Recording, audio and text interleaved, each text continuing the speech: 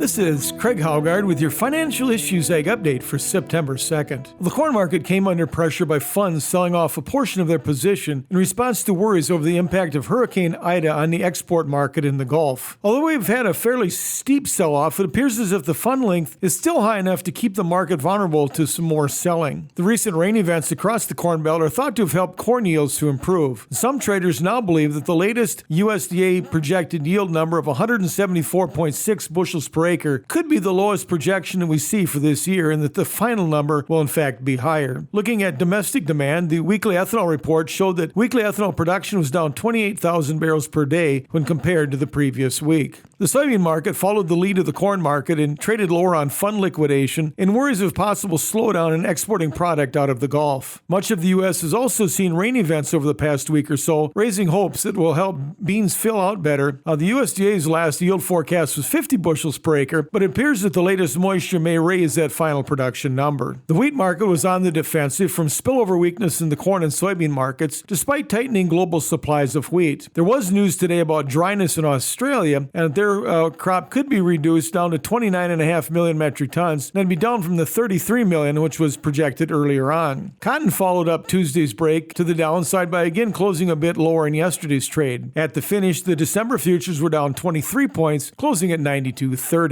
Livestock futures were higher straight across the board. We had October live cattle futures up 67.5 cents, while October feeder cattle were 30 cents higher at the close. October lean hog futures also advanced, finishing $1.35 higher for the session. Class 3 milk futures continue to struggle. At the close, we had the futures just 2 points lower as they settled at 16.73. And meat cutout values were all lower for the day yesterday. We had choice box beef ending the day down $3.66, closing at $338.45. Select boxes were $4.46 lower as they settled at $307.57. Pork carcass cutout values slipped as well. They closed $2.47 lower, settling at $106.54 per hundredweight. This has been Craig Haugard with your Financial Issues Egg Update. We'll be right back with more financial issues after this.